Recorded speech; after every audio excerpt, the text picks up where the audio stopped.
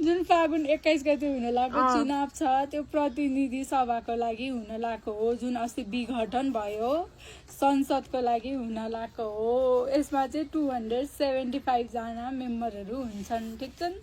165 जना चाहिँ directly elect हुन्छन्। यो भनेको चाहिँ होल नेपाललाई 165 एरियामा डिभाइड गर्ने गरिन्छ। कसरी जस्तै धादिङमा 5 वटा छ भने धादिङ 5 वटा भयो हैन, झापा 5 वटा भयो। पपुलेसन कति छ त्यो आधारमा डिभाइड गर्ने गरिन्छ। काठमाडौँमा सबभन्दा बढी निर्वाचन क्षेत्र हुन्छ, डोल्पामा एउटा होला त्यस्तो।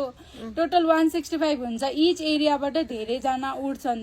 जस्तै झापा 5 वटा बालले नि उठिरहेछ, यो केपी ओली नि उठिरहेछ। 5 भनेको चाहिँ एउटा निर्वाचन क्षेत्र। 65 मा 165 मा एक जना कि त बालेन जित्छ कि त केपी ओली जित्छ। हर्क आए हर्कले नि यहीँबाट उठ्यो कि त हर्क मात्रै जित्छ, एक जना मात्र जित्छ। यहाँबाट 165 जना जान्छ। अर्को भनेको 110 भनेको चाहिँ समानुपातिक हुन्छ। यो भनेको चाहिँ पार्टीलाई भोट समानुपातिक, यो भनेको चाहिँ पार्टीलाई भोट हाल्ने हो। तैँले घन्टीलाई हाल्ने के हो त्यो त्यसमा हामी एकजना गएर दुईटा भोट दिन्छौँ। दुईटा भोट दिनुपर्छ। 4 वटा भोट दिन्थ्यो के अरे, तर अहिले दुईटा होला। डिरेक्टली 165 भयो, अर्को पार्टीलाई दिन्छ। पार्टीको टोटल 110 जना सिट हो। नेपालभरिकोमा निर्वाचन क्षेत्रमा इच पार्टीले कति सिट ल्याए समानुपातिकबाट हेर्छ अनि त्यसलाई 110 जनालाई रेसियोमा बाँड्छ। जस्तै घन्टीले मानौँ 5 वटा ल्यायो, घन्टीले 5 लाख वटा ल्यायो, के हो यो कांग्रेसले 10 लाख वटा ल्यायो भने लेस सपोज दुईटा मात्र छ पार्टी भने 1:2 15 लाख भयो हैन। 15 लाखमा यसले 15 लाख 5 लाख डिभाइडेड बाइ 15 लाख हुन्छ अनि इन्टु 110 हुन्छ। यो घन्टीको भयो, यो कांग्रेसको भयो, यसरी डिभाइड हुन्छ।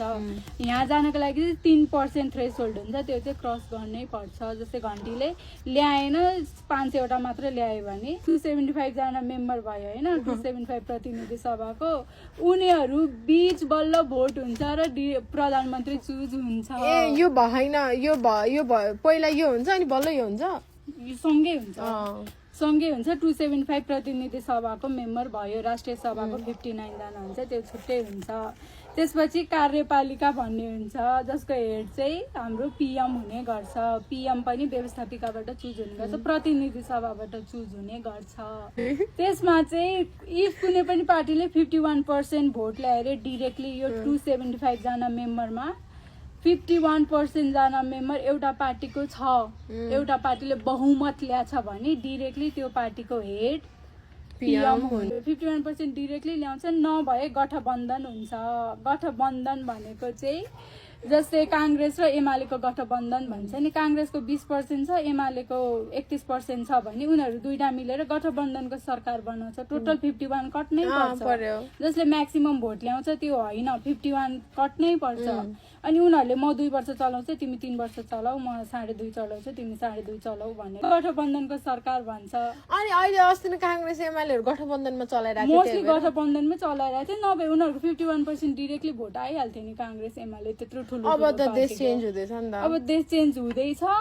आरएसपीले गर्ने भनेको नि सक्ने भने इफ भयो भने गठबन्धनको सरकार बनाएर पीएममा जान सक्छ, नभए सक्दैन। गठबन्धनको पनि भएन भने जो कोही पनि उठ्न सक्छ, जो पनि पार्लिमेन्टको मेम्बरहरूले म पीएम बन्छु भन्न सक्छ, तर 30 दिनभित्रमा विश्वासको मत प्राप्त गर्नुपर्ने हुन्छ। त्यो पनि भएन भने राष्ट्रपतिले 6 महिनाभित्रमा फेरि यसको रिइलेक्सन गराउँछ।